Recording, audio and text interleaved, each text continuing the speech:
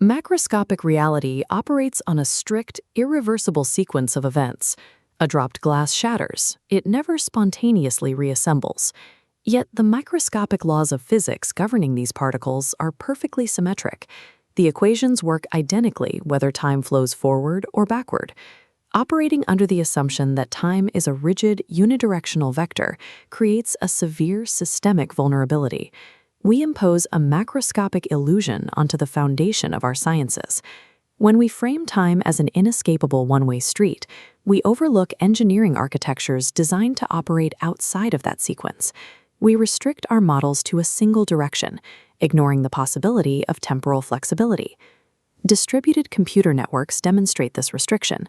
To maintain order across servers, engineers deploy the network time protocol, spending massive computational overhead on brute force synchronization to constantly fight natural clock skew and drift. We cite that drift because we accept the irreversible flow of time as a physical mandate. Treating time as an absolute limits our ability to engineer localized temporal solutions in modern computing, complex software architectures, and quantum mechanics. The modern concept of time's strict directionality was formalized in 1927 by British astrophysicist Arthur Eddington. He coined the term the arrow of time, tying it directly to the second law of thermodynamics and the inevitable increase of entropy.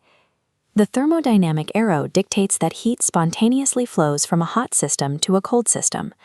This law relies on the premise that a system is isolated and contains absolutely no initial correlations between its interacting parts. However, this arrow is an emergent, observer-dependent phenomenon. It arises because we lack complete microscopic information about the system we are measuring. Thermodynamically, order exists in the form of correlations. By capturing those correlations as data, a system can treat information as a physical resource, a fuel that can theoretically be consumed to neutralize the entropy of a measurement. By interrogating cosmology, software debugging, and quantum mechanics, a unified mechanism becomes clear. The arrow of time is a localized, relative construct, fueled by information. Standard general relativity assumes time always points away from the initial Big Bang singularity, but alternative models, known as bouncing cosmologies, calculate that the cosmological arrow of time reverses its direction at the exact point of the universe's contraction. Stephen Hawking famously pursued this exact logic with his gold universe hypothesis. He argued that a contracting universe would reverse the thermodynamic arrow entirely, forcing cosmic disorder to spontaneously decrease. Hawking predicted that the psychological arrow of time, our capacity to form memories, would reverse simultaneously. Humanoids would unlive their lives, experiencing a perfectly reversed chronology of entropy. Hawking eventually conceded this theory was an error. Quantum boundary conditions dictate that cosmic contraction does not automatically mandate an entropy reversal. The existence of black holes creates a flaw in the gold universe model. As matter crosses the event horizon, its specific structural information is crushed, eventually leaking back out as disordered thermal Hawking radiation. The precise memory of that matter is destroyed. Because that exact state information is lost to the void, the universe lacks the data required to perfectly rewind its physical state during a cosmic crunch. Macroscopic reversal fails because the cosmos bleeds information. To achieve true temporal reversal, the mechanism must be scaled down to perfectly isolated, localized quantum states where no data escapes. In 2019, researchers Gordey, Lesovik, and Valerii Vinokur achieved exactly that, executing a time reversal algorithm on a public IBM quantum computer. In classical mechanics, a particle's scattering off an object is highly reversible, like a billiard ball bouncing off a cushion. In the quantum realm, a scattering particle disperses into a complex wave of probability. This visualization shows the initial setup. An electron scatters off an impurity, creating a highly disordered, spread-out superposition of states. The team then applies a complex conjugation algorithm. The wave dispersal mathematically stops, inverts its trajectory, and converges perfectly back to its origin. The algorithm forces the localized wave to physically retrace its path. In 85% of cases, the system returns to its precise initial state, a physical manifestation of backward-in-time dynamics. At the microscopic scale, the thermodynamic arrow is completely reversible, provided the system can explicitly capture and mathematically invert its initial correlations. IBM's quantum complex conjugation shares an exact intellectual architecture with Mozilla's record and replay software debugging tool. Mozilla engineers built the RR tool to solve a specific problem, reproducing intermittent, highly evasive bugs varied inside non-deterministic distributed systems. This flowchart tracks the recording mechanism. RR intercepts system calls and logs processor events, writing external inputs into a distinct database.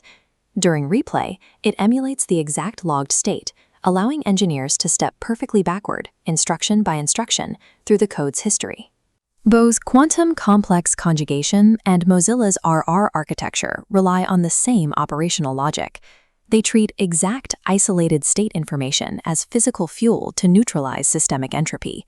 By perfectly capturing correlation data, software engineers and quantum physicists can zero out entropy and invert the temporal flow of their isolated systems.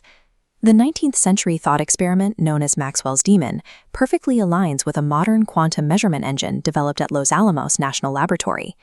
Unlike classical physics, measuring a quantum system stochastically changes its state. The physical act of measurement instantly induces a localized arrow of time. To manipulate this state, the Los Alamos team built a framework to pump external energy into the system via a highly specific control Hamiltonian.